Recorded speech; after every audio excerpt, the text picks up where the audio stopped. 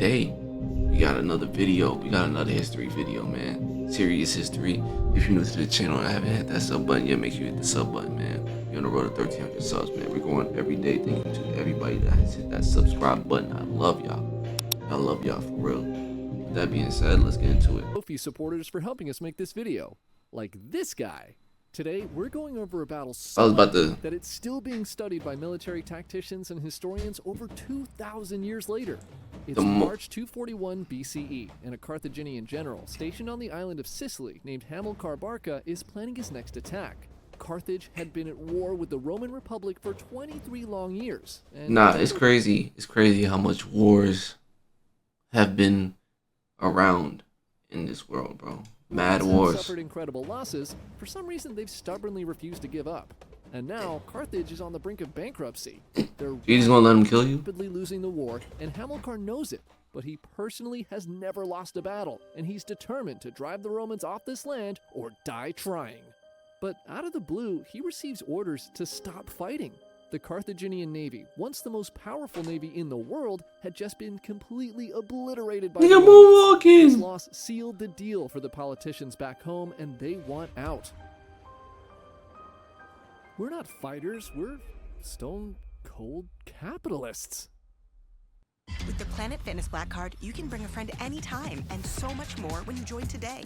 I was that thing about being in a new gym too, like cause there's a gym that's way closer and cheaper, but it don't got a sauna. That's the only downfall that I don't like, bro.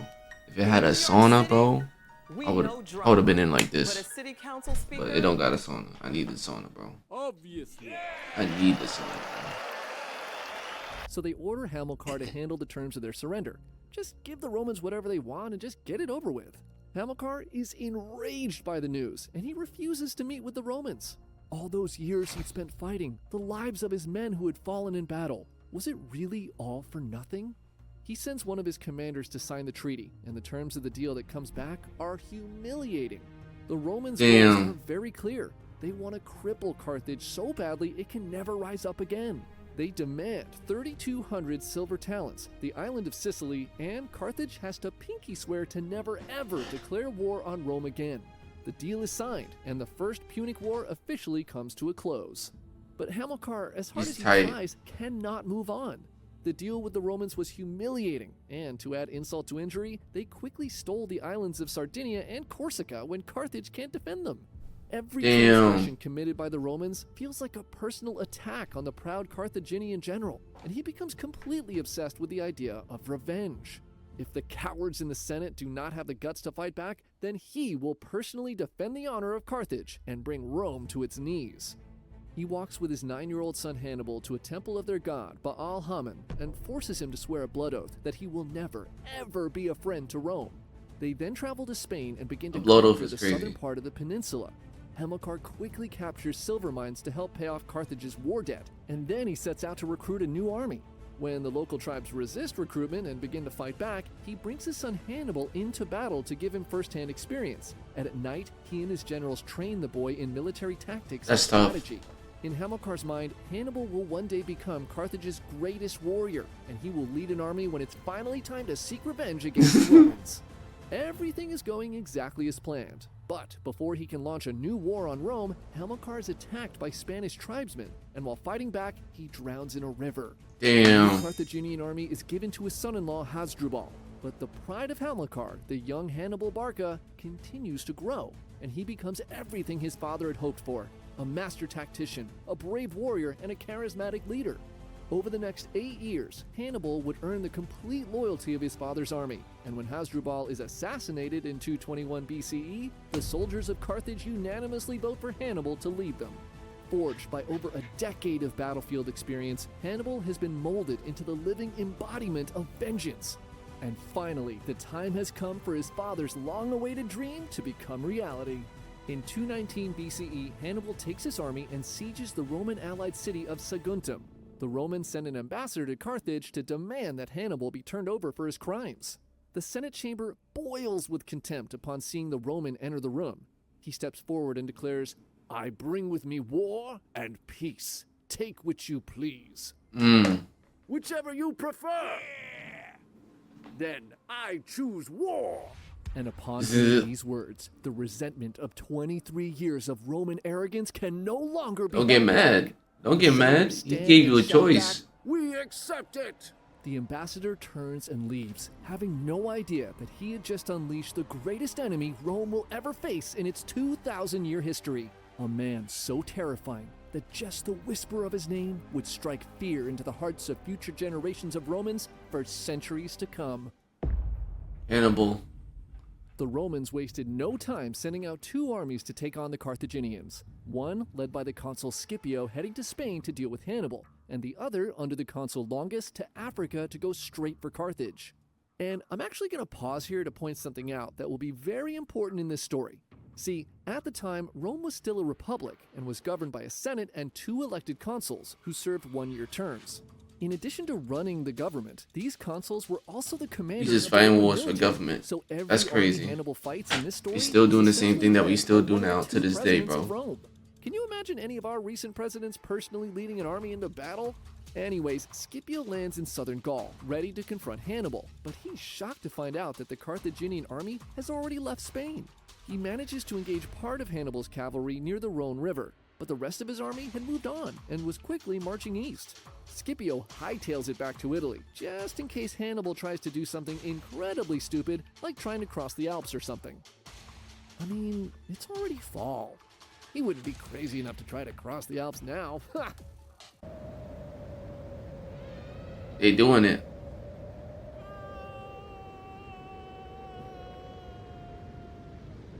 Hannibal had decided to cross the Alps. The journey takes months, and it is brutal.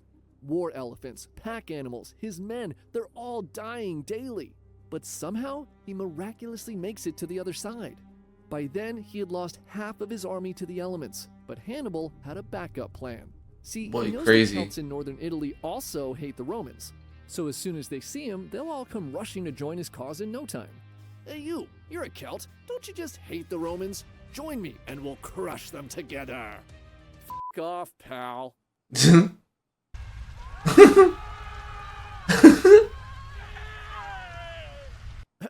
As I was saying, don't you just hate the Romans? Join me and we'll crush them together. Okay. With some of the Celtic tribes finally coming around and joining his army, Hannibal begins his invasion of Rome. Scipio's fears are proven right, and he takes control of a new army in Italy and quickly marches his men out to confront their enemy. The 2 armies find each other near the river Ticinus, and they quickly set up camp to prepare for battle. Both the Romans and the Carthaginians feel the weight of what's to come. For the first time in 23 years, the 2 greatest powers of the era will once again meet in battle. Some pay-per-view shit. When 2 small scouting parties cross paths in late November of 218 BCE. On this day, both Hannibal and Scipio had decided to lead their scouting parties personally, and they quickly spot each other while on patrol. The 2 generals turn their men towards their enemy and begin to size each other up. As Hannibal looks out at the Roman scouting party, he realizes that his cavalry vastly outnumbers his opponents. He quickly orders a full charge, and the Second Punic War is officially on. The Roman foot soldiers attempt to throw their javelins at the incoming enemy, but even before they can get their first volley into the air, Hannibal and his cavalry are crashing into them. Damn. The Romans are no match for Hannibal's elite Numidian horse riders, and they quickly begin to run away. In the battle, the consul, Scipio, is badly wounded and thrown from his horse. His 16-year-old son, Scipio the Younger, who is positioned in the rear guard, sees his father collapse on the ground, and on instinct, he charges through the ranks of fleeing Roman soldiers, desperately cutting his way through the enemy. He makes it to his injured father, grabs him, throws him on his horse, and rides back to camp, saving his life. Damn, hero. The Battle of Ticinus, though seemingly an insignificant skirmish, has a huge impact on the morale of everyone involved. Hannibal's men were now confident they could beat the Romans, and the Romans were stunned by just how good the Africans were at fighting. But no one is moved more than the Celts, who now realize that Hannibal may actually be the one who could free them from Roman oppression. As word spreads through the local tribes, more and more Celtic warriors begin bringing Hannibal the heads of decapitated Roman soldiers as offerings to join his army. That's tough. I got a product you might That's like. tough. Battle of Trebia. Now, when Scipio had realized that Trebia. Hannibal might try to cross the Alps, he had sent word to the other Roman consul Longus to abandon the plan to invade Africa and to return to Italy immediately. Longus and his men finally make it to Scipio's camp, and he is shocked to find his co-consul gravely injured. Packed Scipio up. warns him that this Hannibal guy is no joke, and with winter quickly approaching, they should pull back and resume aggressions in the spring. But here's the thing. Remember how the consuls served one-year terms? Well, Longus Yeah, them and Scipio dudes were is about gone. to term out, and for Longus, this was really bad. He still hadn't defeated Hannibal and become the hero of Rome like he said he would, and now time was running out. If he followed Scipio's advice, it would be the next guy who would get all the glory, and the thought of this made Longus sick to his stomach. So he decides to ignore Scipio's warning, Damn. and he marches out to beat Hannibal now. Longus folds Scipio's army into his own and heads out in search of Hannibal, whom he finds camped out near the river Trebia. On patrol, Hannibal sees the Romans setting up camp. They look pretty aggro, so he begins scouting the area, searching for the perfect battlefield. In his search, he discovers a dried, overgrown riverbed, and upon seeing this, he smiles. He rides back to camp and instructs his men on the game plan. Longus has no idea what's coming, and he's about to learn firsthand that there are levels to this game. It's a cold, dark December morning. The winter winds are howling, and sleet is falling from the sky. The conditions are perfect for Hannibal's plan, and he sends his light cavalry across the river before dawn to attack the Roman camp. Startled, Longus quickly wakes his men and orders his cavalry to engage. The consul rushes to ready the rest They of his attacked them when they army were and sleeping. personally leads them out to fight. Hannibal's horse riders retreat over to their side of the river, and Longus, bleary-eyed but pumped full of adrenaline, leads his entire army across the freezing river in pursuit and begins to line them up in a formation on the other side. Now, the combined Roman army that Longus had that day numbered around 40,000 troops, and it stretched 2 miles long, so getting everyone into position took hours. The soldiers stood there soaking wet, waiting for orders as howling winds froze their clothing to their skin. The Roman cavalry, who were still chasing Hannibal's Numidian riders, finally give up. Exhausted, they take their positions on the flanks of the Roman formation. The battle had not even begun, but the Romans were already in bad shape. The Carthaginians finally make their appearance. Well-rested, fed, and covered in oil to protect them from the cold, Hannibal's men begin to line up on the battlefield. He places his new Celtic allies in the center of his formation, lining them up directly across from the most experienced Roman infantry. He flanks the Celts with his experienced Spanish and African infantry, and on both sides of the army, he positions his last remaining war elephants and his cavalry. Longus looks out and sees that his army appears to be much larger, and he smiles. "All right, boys, we've got them right where we want them." No, y'all fucked up. So cold. The time for glorious victory has come, and Longus orders a charge. The exhausted Roman cavalry ride out and are quickly owned by Hannibal's war elephants and cavalry. The consul bravely leads the infantry from the front lines, and together they smash into the Celts. The fighting is intense, and to the Romans' credit, despite being tired, cold, and hungry, they begin to overwhelm the center of Hannibal's formation. Hannibal's cavalry, having quickly routed the Roman cavalry, turn around and come to Hannibal's aid. They attack into the sides of the Roman formation, but Longus and his heavy infantry push the Celts further and further back. Though they're slowly being surrounded, the Romans are still confident they're winning. All right, boys. We got him right where we want. Flanked them. Oh! Suddenly, the war cries of 2,000 elite Carthaginian troops are heard behind the Roman formation. Led personally by Hannibal's brother Mago, they emerge like monsters hiding in the shadows and charge into the Roman rearguard.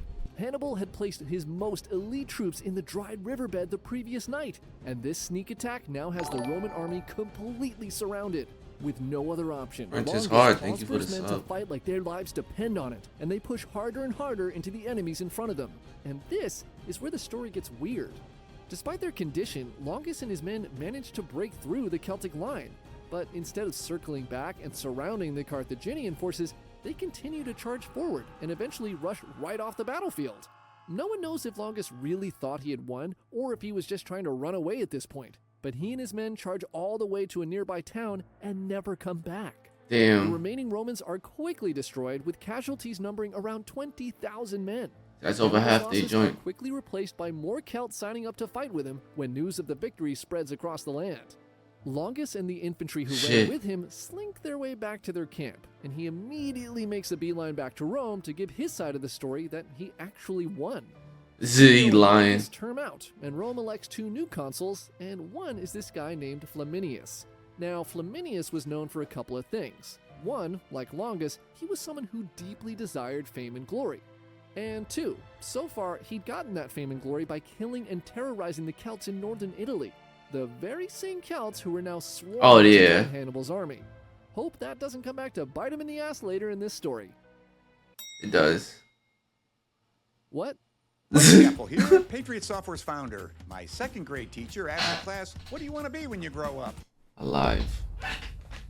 The 2 new consuls placed their armies on the only 2 roads leading into southern Italy.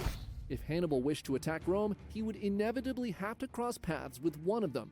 Because, I mean, nobody would be crazy enough to try to cross that nasty-ass swamp. Ew, look at his eye. Oh my god, is that his eye? After crossing a nasty swamp, Hannibal arrives in an area called Etruria and begins terrorizing Roman towns. Flaminius is the closer of the 2 consuls, so he rushes with his army into the area to find Hannibal. He spots him camping near a lake called Trasimene and quickly sets up camp on the other side. Hannibal sees that Flaminius is really itching for a fight, so in the middle of the night, he sneaks almost his entire army up a hill that overlooks both the road to his camp and the lake. He then positions a small infantry force blocking the road and waits quietly in the shadows. As expected, the next morning, Flaminius marches his army out to attack Hannibal's camp. A thick fog has risen from the lake, and the Romans struggle to see the road in front of them. They stumble forward blindly along the narrow path, completely unaware that Hannibal and his army watch them like predators tracking their prey. Damn. The Romans continue to march forward when suddenly, emerging from the mist ahead, they spot a small formation of enemy infantry. Flaminius eagerly gives the signal to attack, and the front of the Roman line rushes in to engage their enemy. The soldiers at the rear of the Roman line can hear the sounds of battle, but the fog is so dense they have no idea what's going on. Confusion spreads through the ranks when suddenly the ground begins to shake beneath their feet. The Romans desperately look around, trying to see through the dense fog as the sound of galloping horses and Another cries flank. grows nearer. He be flanking people like it's Call of Duty, bro. And the Romans, blinded by the mist, are completely caught off guard. They quickly find themselves fighting for their lives, trapped on a narrow road and pinned against the lake behind them. They frantically look for an escape, but they're surrounded. And Yeah, it's to their over. horror, they are massively outnumbered.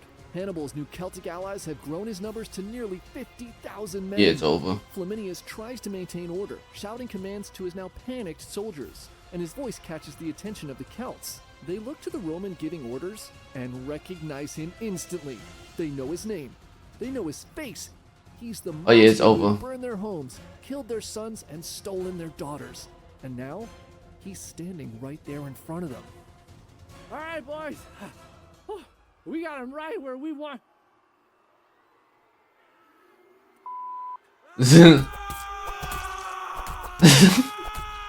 The now leaderless Romans try to fight back, but many of the soldiers are pushed into the lake. Some try to swim away, only to be dragged underwater by their heavy armor. Yeah. Some wade out until the water reaches their chins. There, they helplessly wait for the Carthaginian cavalry to ride out and behead them. In just a few hours, the entire lake is dyed a deep blood red. The results of the Battle of Trasimene are horrific for the Romans. The consul Flaminius is dead, and nearly 30,000 of the men were either killed or captured in what historians call the largest ambush in the history of battle. But the Roman casualties of Lake Trasimene would pale in comparison to what was to come. See, if war was art, this next battle would be Hannibal's masterpiece, and it would cement his place as one of the greatest generals of all time. Battle of Cannae. The news of the defeat at Lake Trasimene shook Rome. Hannibal had become an existential threat to their existence, and so in 217 BCE, the Romans did something they had not done in over 140 years. They put a temporary pause to the 2-consul system and elected a senator to the position of dictator. The man chosen for the job was named Fabius Maximus, and he was given complete control of the government and military. He would be allowed to use everything Rome had to offer to solve the Hannibal problem. Why The though? plan Fabius came up with was something the Romans could never have imagined in a million years. What did he do to Fabius' deserve that strategy much was to motion? follow Hannibal's army, but never fight him head on. Instead, he would attack Hannibal's men when they were foraging for food, or when Hannibal was preoccupied with something else. As soon as Hannibal would show up, he would run away. If Hannibal's army had a life bar, Fabius was content to slowly chip it down with fireballs from a distance. See, that's smart. This strategy was actually brilliant and would later be named the Fabian strategy after Fabius, and it would be used by General George Washington to win the American Revolutionary War. But at the time, the Romans absolutely hated it. They felt it made them look like a bunch of cowards, and to the Romans, there was nothing worse than a coward. But it was working. Fabius would be given the nickname the Delayer. But as much as everyone hated it, his plan worked. Hannibal's men grew exhausted from the constant harassment, and with the bought time, Rome was able to rebuild its army.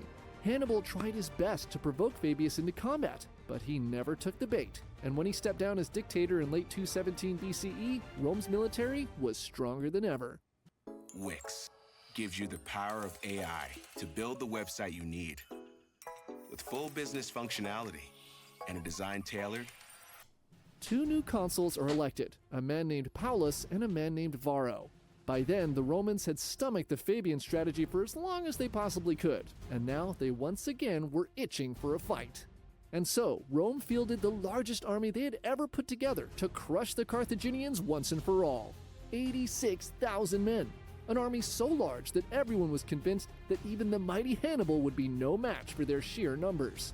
In fact, the Romans are so confident that many senators, including some previous consuls, rushed to join this campaign. They all want to be there in person for the fall of the monster from Africa. Damn, now they want to Paulus join, and bro. Varro That's march crazy. this giant army out to find Hannibal, and they find him camped near a supply depot called Cannae. When Hannibal sees the They Roman want army in to the distance, backpack over he's somebody's shocked by its success. size, It's tough. but he realizes that maybe this is exactly the opportunity he'd been waiting for. A victory over a force this large would no doubt convince the rest of Italy to join him against Rome. So he begins to cook up a plan so legendary it would be studied by historians for thousands of years to come. Through his scouts, Hannibal learns that the consul Varro is hot-headed and very eager to fight. The 2 consuls are taking turns leading the army on alternating days, so Hannibal plans to fight on a day Varro is in charge. He thinks he can use Varro's confidence against him, and this day finally comes on August 2nd, 216 BCE. Varro's tired of waiting and instructs the massive Roman army to be lined up on a flat plain to the left of the Aufidus River. He forms a massive column of heavy infantry and positions them in the center of his formation. Like a sledgehammer, he'll smash through Hannibal's center and destroy them from the inside out. Varro and Paulus then take their positions commanding the cavalry on the flanks. Hannibal surveys the Roman army and positions his men to counter Varro's formation. He places his loyal African infantry, who he had dressed in the armor of dead Roman soldiers they defeated in the past battles. He Yeah. places his cavalry opposite of the Romans' horse riders, and finally in the center, he places a thin line of his weakest troops, the Celts and Iberians. Instead of lining them up in a straight line, he positions his troops in a way where the center of his line forms a rounded bulge towards the Romans. Like an Hannibal arrow. and his brother Mago take their place directly in the middle of the infantry, signaling to the men that they are confident they'll win. Together, they stare out at the wall of Roman soldiers and steel themselves for what's to come. Varro gives the signal, and the Roman column smashes into the center of the Celtic line, quickly pushing Hannibal's Audi formation into an innie. Both generals give the signal, and the cavalry clash. Like every encounter before, Hannibal's elite horse riders quickly body the Romans. Paulus's wing is the first to rout, and he's knocked off his horse and injured. Without his horse, he scrambles his way into the middle column and helps to command troops there. With Paulus's men defeated, the now free Carthaginian cavalry sweep around to the other side of the battlefield and attack Varro and his riders. The consul realizes he's outmatched and retreats with his men off the battlefield. Though Hannibal's cavalry have made quick work of their Roman opponents, Varro's thick infantry column is quickly pushing deeper and deeper into the Celtic line. Sensing that victory may be within their grasp, the Romans increase their pressure and pound into Hannibal's ranks with increased ferocity. The Sheesh. Celts are dropping like flies, and their line is now about to give way. But little did anyone know, this was all part of Hannibal's plan. As the Romans push deeper into Hannibal's ranks, they seem to completely ignore the Carthaginian heavy infantry standing on both sides of the battle. Maybe it was because Hannibal's men were dressed in Roman armor, or maybe it's because they were blinded by the dust blowing into their eyes that day, or maybe they were so confident they were about to break through at any second that they thought it didn't matter. Whatever the reason, it was now too late. Hannibal shouts his orders, and his elite African infantry turn inwards and attack. They pushed Damn, they all of trapped. the cramped Roman formation closer and closer together, and soon the Romans are so tightly packed that their arms are pinned to their sides and they can no longer swing their swords. At the same time, Hannibal's cavalry swoops in from behind and seal off the Romans' rear. Hannibal had activated his trap card, and now 80,000 Roman soldiers are completely surrounded. Hannibal had pulled off the impossible. He had encircled an army twice the size of his own. And now for the Romans, there was no escape. The Roman infantry's forward momentum slows to a halt, and panic begins to sweep through their ranks. Thoughts of Trebia and trasimene fill their minds as Hannibal's forces continue to pack them closer and closer together. The Roman cavalry, who were also trapped, recognize their fate. They begin dismounting their horses and draw their swords, now planning to sell their lives for the highest price possible. Hannibal gives the signal. He said, and nah, the slaughter fuck that. begins.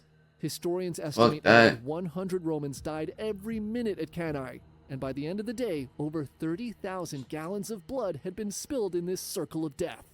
At nightfall, the lifeless bodies of 70,000 Romans are left in a pile as Hannibal and his exhausted army march back to camp. 20% of Rome's military-aged men were wiped out in a single day. Amongst the dead lay the former consul Paulus and many other senators who would all wish to witness the fall of Hannibal in person. Damn. Less than 10,000 He tried to of the backpack only to get 86,000 backdoored, Roman soldiers literally. present at the Battle of Cannae escaped. And in any other timeline, this would have been the end of the Roman Republic. But in our timeline, a young 17-year-old military tribune was amongst the survivors. His name was Scipio the Younger, the man who had saved his father at the Battle of Ticinus earlier in this story. Though no one knows it at the time, the fate of the Republic will one day rest on his shoulders, and he'll eventually go down in history as one of the greatest figures in Rome's nearly 2,000-year history. He will earn the title Scipio Africanus, the hero of the Romans, when he manages to do the impossible. He will defeat Hannibal Barca in battle. Did he really, or did he really? Damn. Like, these are some good stories. I can't even lie, bro, man. But if you made it to the end of the video, make sure you hit that subscribe button, man. We on the road to 1,300 subs. You see it went up one. Make it go up two.